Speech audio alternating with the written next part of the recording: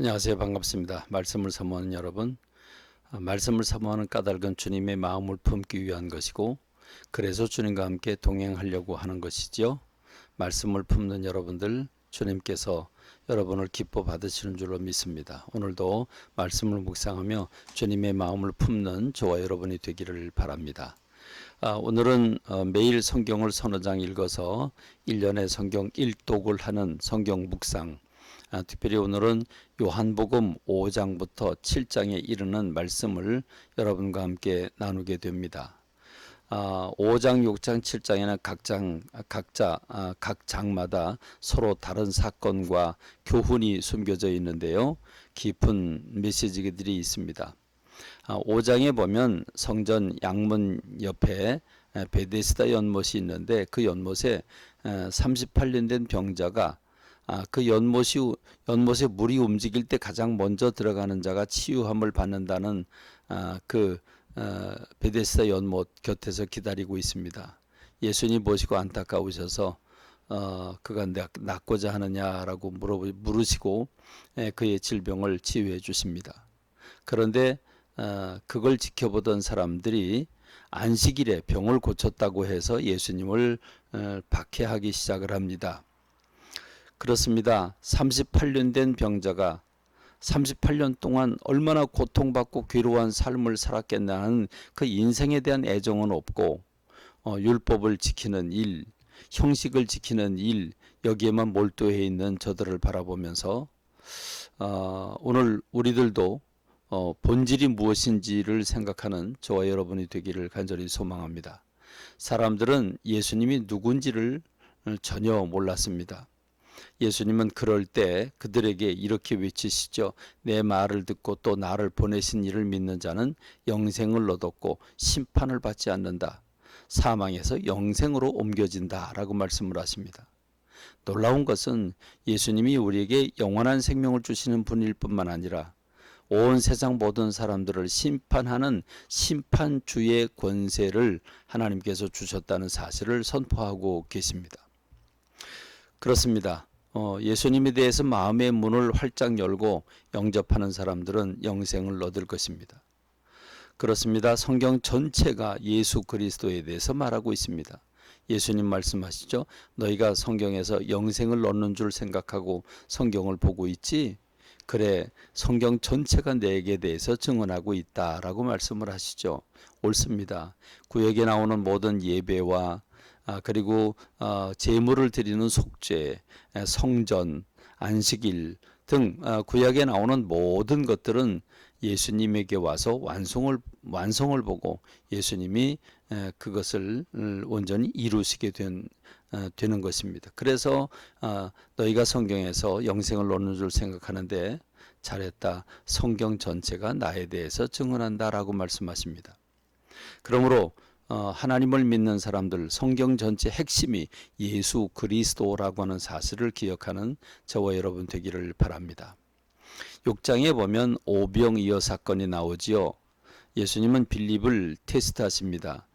이 많은 사람들을 뭘로 어떻게 먹일까? 그는 계산기를 두드립니다. 머리를 굴리지요. 어디서 떡을 사 먹이겠냐 그랬더니 한 데나리온이 노동자 하루 품값인데 200데나리온이라도 부족할 것 같습니다. 라고 계산기를 두드립니다. 그때 안드레는 행동파지요.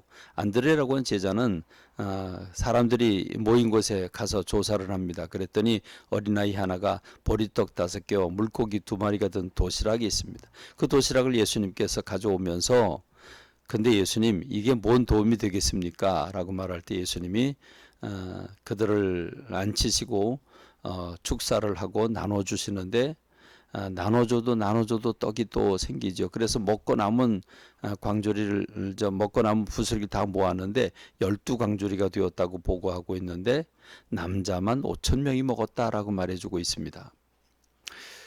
그 다음날 오병이어의 기적이 바로 일어난 이 사건을 보고 많은 사람들이 인센이내로 모였습니다. 그래서 그 신기한 떡, 기적의 떡을 먹기를 사모하고 있습니다.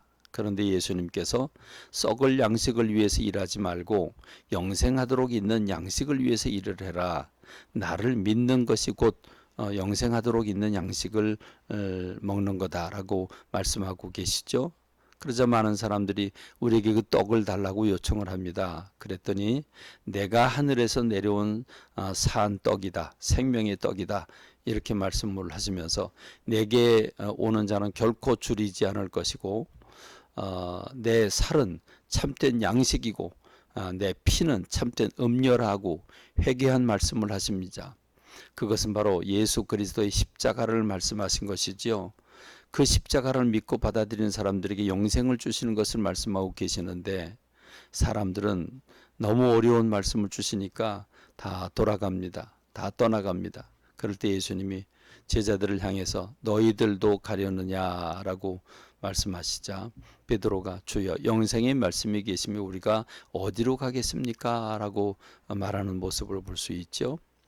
그렇습니다. 주님이 말씀하시는 바를 깨닫고 마음속에 담는 사람, 복된 사람입니다. 여러분, 예수님의 말씀을 깨닫는 여러분 되기를 바랍니다. 7장에는 초막절이 소개되고 있습니다.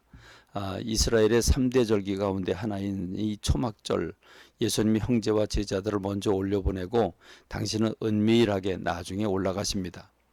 그러자 성전 안에서는 예수님을 기다리면서 반신반의합니다. 어떤 사람들은 좋은 사람이라고 그러고 어떤 사람 미혹자라고 그러지요.